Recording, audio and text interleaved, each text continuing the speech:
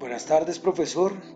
Somos estudiantes de la Universidad de AN, de la Facultad de Estudios Ambientales Virtuales. Mi nombre es Edwin Alfredo Ramos y mis compañeras de grupo son Erika Tatiana Camacho Muñoz y la señorita Sheilan Albornoz Mambuscay. En la actualidad existen múltiples contratos internacionales que permiten que las negociaciones puedan realizarse de una manera más ordenada, estableciendo deberes, derechos, responsabilidades, límites de uso, entre otras opciones que sean contempladas dentro del mismo.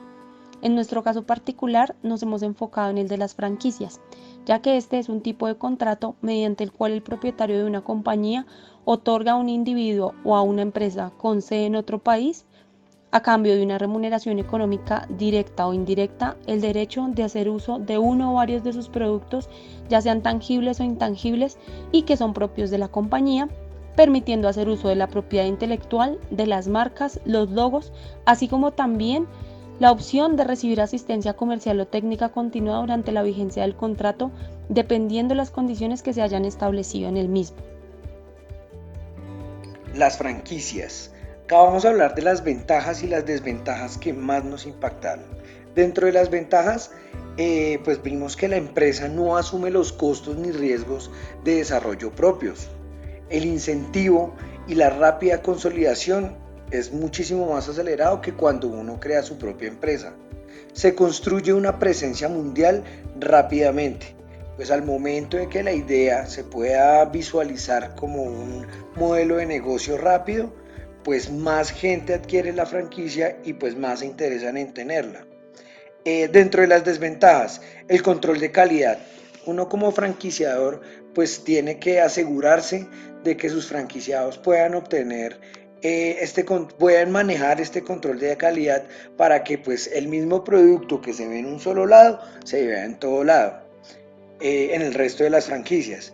La distancia geográfica, pues dentro del proceso de expansión, que es lo que se intenta con estas franquicias, pues se puede denotar este inconveniente. El inhibir de usar los ingresos para financiar los ataques de los competidores.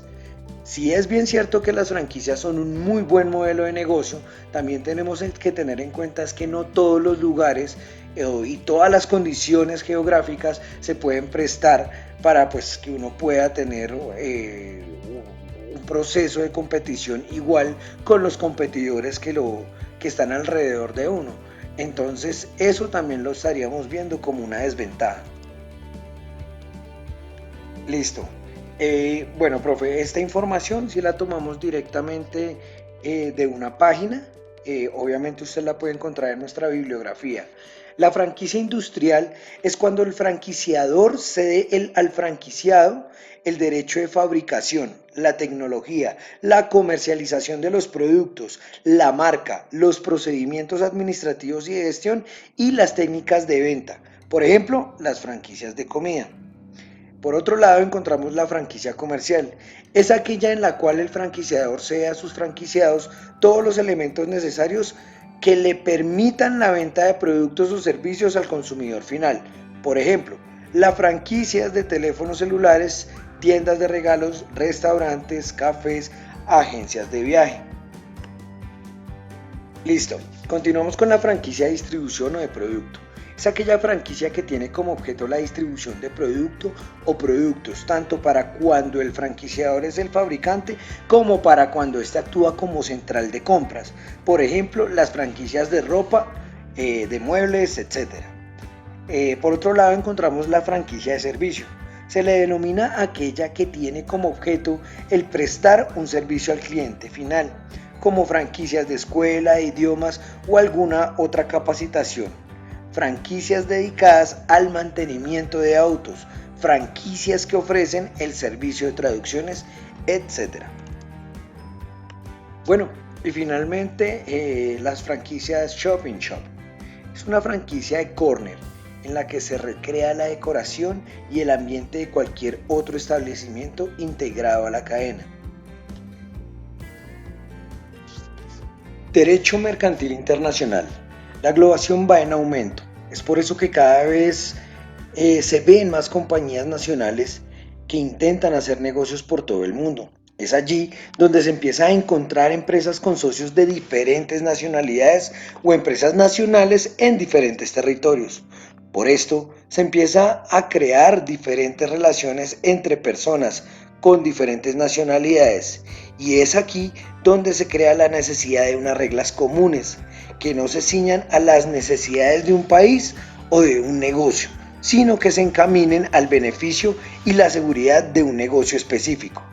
Estas reglas son creadas por el derecho mercantil internacional, las cuales generan seguridad jurídica ante los comerciantes de todo el mundo, los cuales se deberán moldear a sus decisiones frente a los acuerdos del derecho mercantil. De aquí es donde nace un principio del derecho mercantil y es la autonomía de la voluntad, la cual, en palabras de diccionario, es un principio básico de nuestra derecha contractual. Se entiende incorporado en todas las relaciones entre las particulares y es la libertad de que gozan los particulares para pactar los contratos que les plazca y de determinar su contenido y efectos. Para que un empresario pueda realizar eficientemente sus actividades, necesitará negociar y suscribir algunos contratos mercantiles, por ejemplo, contratos asociativos, contratos financieros y contratos de compra y venta, sin mencionar el uso de títulos valores como las letras de cambio, los pagarés, los cheques, etc. Por último, es importante recalcar la propiedad intelectual, la cual las marcas normalmente las terminan identificando. En estas podemos encontrar los productos y servicios, las patentes, los derechos de autor, etc. Es necesario hacer énfasis en este punto, ya que es aquí donde se tiene que tener un buen conocimiento de la competencia, ya que los empresarios deben evitar hacer prácticas que atenten contra la libre competencia y la competencia desleal. También debemos sumar las responsabilidades que se crean al cumplimiento de las normas de protección al consumidor y la prioridad en los procesos de publicidad. La Organización Mundial del Comercio es la única organización internacional que se ocupa de las normas que rige el comercio entre los países. La idea de esta organización es organizar para la apertura del comercio, crear foros para que los gobiernos negocien acuerdos comerciales, generar un lugar en el que se pueda resolver diferencias comerciales y promover una aplicación de un sistema de normas comerciales. También tenemos que entender otros aspectos. La OMC simpatiza por elevar los niveles de vida, lograr el pleno empleo y un volumen considerable y en constante aumento de los ingresos reales y la demanda efectiva. Realizar esfuerzos positivos para que los países en desarrollo y especialmente los menos adelantados se beneficien de una parte del comercio internacional.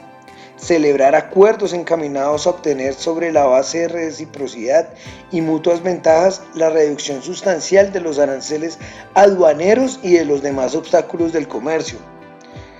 También su principal propósito es asegurar que las corrientes comerciales circulen con la máxima facilidad, previsibilidad y libertad posible. Y por último, mejorar el bienestar de la población de los países miembros. Dentro de sus funciones está administrar los acuerdos de la OMC, crear los foros para las negociaciones comerciales, tratar de resolver las diferencias comerciales, supervisar las políticas comerciales nacionales, generar una asistencia técnica y cursos de formación para los países en desarrollo y por último la cooperación con otras organizaciones internacionales.